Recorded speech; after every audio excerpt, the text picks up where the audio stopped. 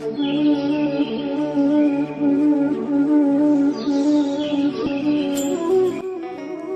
ધીંગાણે જેના માથા મહાણે એવા પાળિયા થઈને પૂંજાવું ઘડવૈયા મારે ઠાકોરજી નથી થાવું. એક મૂર્તિકાર છે, એ મૂર્તિ બનાવે છે પથ્થરમાંથી.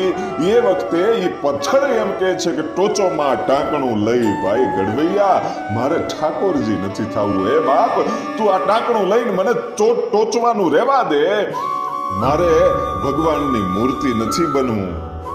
હે કે મારે ભગવાનની મૂર્તિ નથી બનવું. ત્યારે મૂર્તિકાર એમ કહે છે કે હું ભલા માણા તને ભગવાન બનાવી દઉં છું, તું પૂજાઈ જાઈશ, તું ભગવાન બની જાઈશ, પથ્થરમાંથી ભગવાન બની જાઈશ. અને એ વાત કરી ત્યારે એ પથ્થર એમ કહે છે કે મારે ભગવાનની મૂર્તિ નથી બનવી, મને ટોચવાનું રહેવા દે કે તારે તો શું બનવું છે. અને એ વખતે એમ કહે છે કે ધડ ધીંગાણે જેના માથા મહાણે એવા પાળિયા થઈને પૂંજાવું.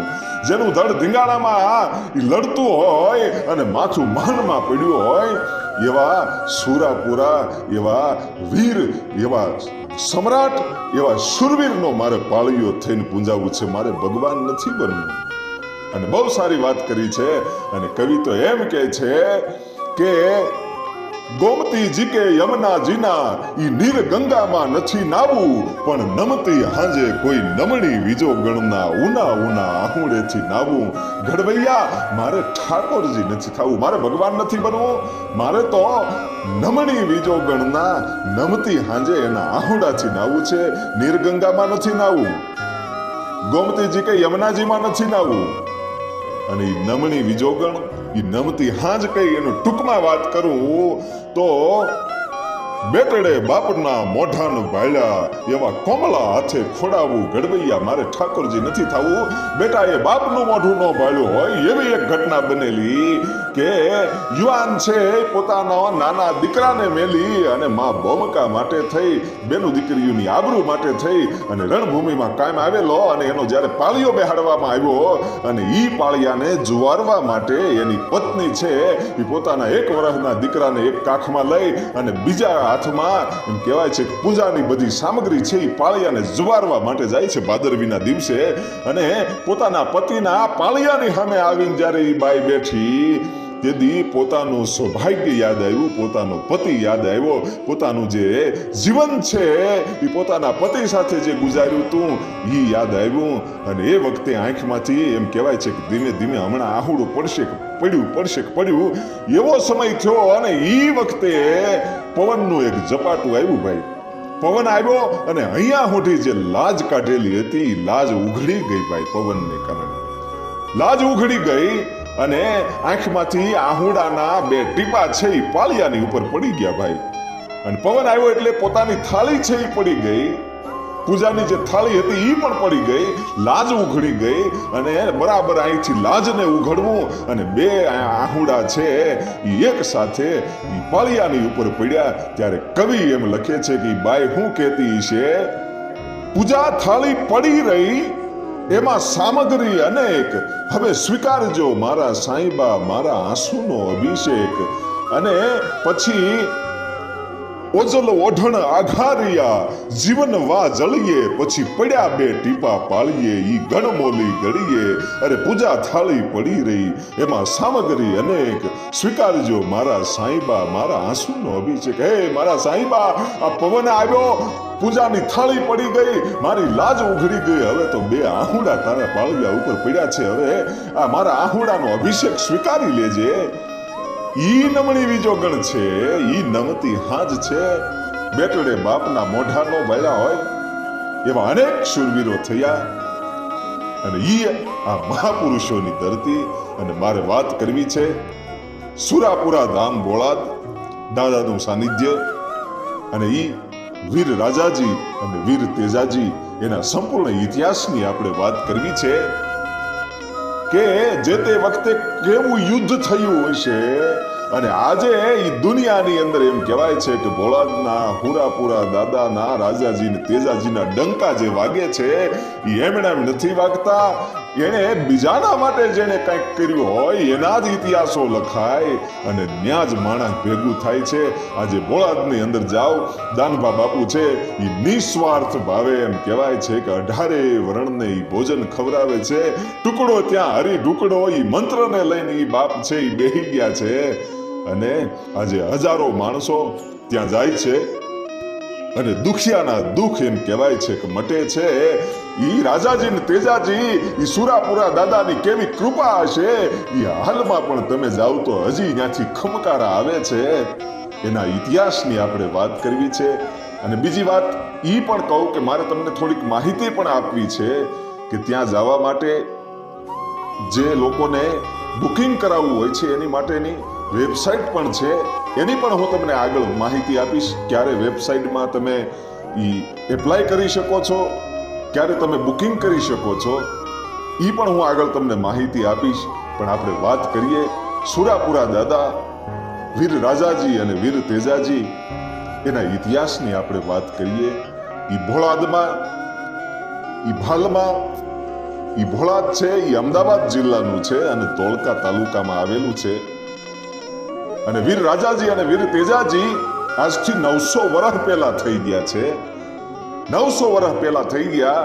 અને એમના પિતાનું નામ વિક્રમજી હતું અને માતાનું નામ ગંગાબા હતું. અને આ બંને દીકરાઓ છે વીર રાજાજી અને વીર તેજાજી ધીમે ધીમે મોટા થાય છે. ક્ષત્રિયના દીકરા અને ચૌહાણ એની અટક હતી. અને એમ કહેવાય છે કે ધીમે ધીમે મોટા થાય છે. પણ આ તો ભાઈ વિક્રમજીનો દીકરો ગંગાબાનું ધાવણ દાવેલા અને બે હાવજ જેવા દીકરા છે એ ધીમે ધીમે મોટા થાય છે.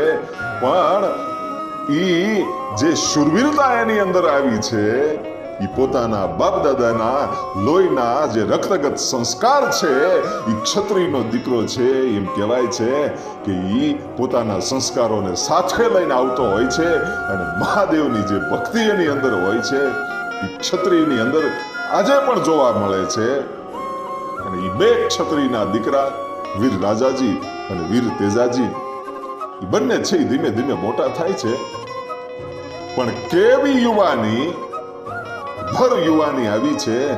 અને ભાઈ કોકની માટે કંઈક કરી જાવું, કોકની માટે કોકની સેવા કરવી, બીજાની સેવા કરવી, બીજાના માટે પોતાના પ્રાણના બલિદાન આપવા, એવો વિચાર છે કાયમને માટે એના મનની અંદર રહે.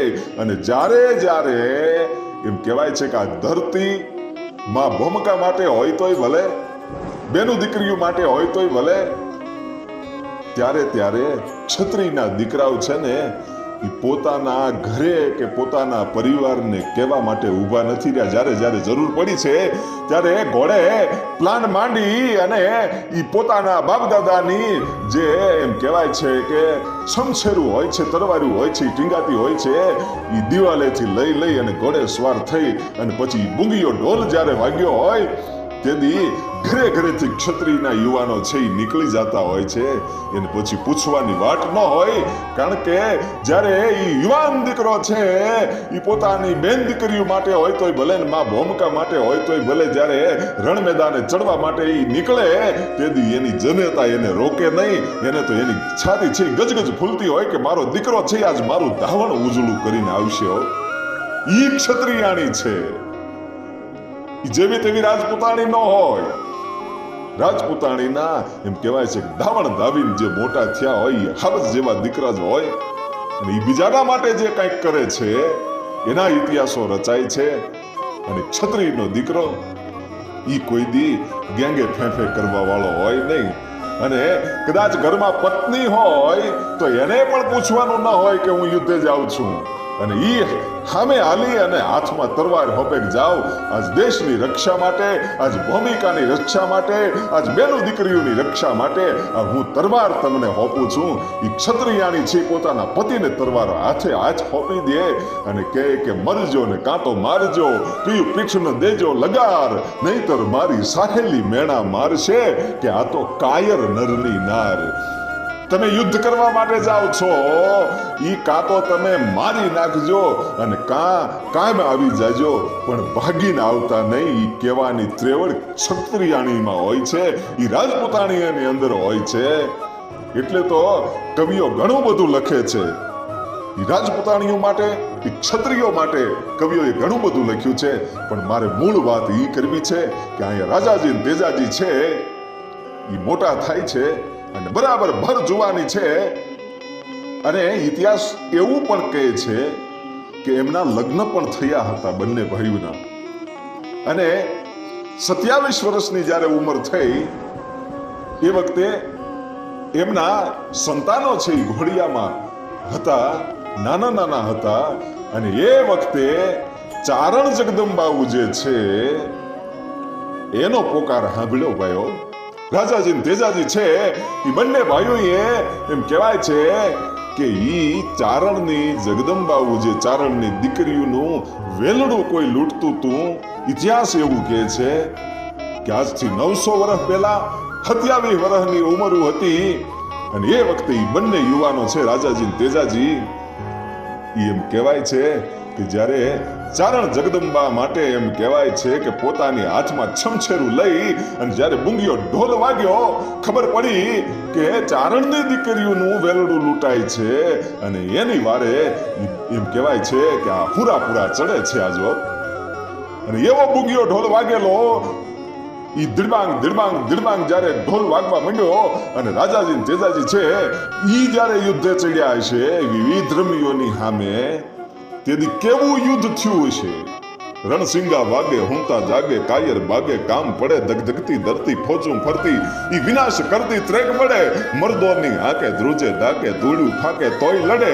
ઈ મેદાને મરવા અવસર વરવા, મરદ કસુંબલ રંગ ચડે. જી મરદ કસુંબલ રંગ ચડે. આજ મરદ કસુંબલ એમ કહેવાય છે કે રંગ ચડી ગયેલો છે. એટલું નહીં પણ ઢોલી છે ઈ ઢોલી પોતાના ઢોલ ઉપર એટલો બધો હુરાતાને આવ્યું હતું કે દિડબાંગ જ્યારે ઢોલ વગાડતો હતો એ વખતે ઢોલીના હાથમાંથી લોહીની ધારાઓ થતી હતી. એટલો ઢોલ વગાડ્યો હતો અને ઈ પણ પોતે કાયમ આવી ગયો તો. એટલું નહીં પણ ઈ રણ મેદાનની માલપા ઈ હુરાપુરા દાદા એમ કહેવાય છે કે હામી જ્યારે બાકાજીક બોલવા મંડાણી હશે તેથી હામા તરવારોના ઘાવ મરાતા હશે, બરસિયું મરાતી હશે.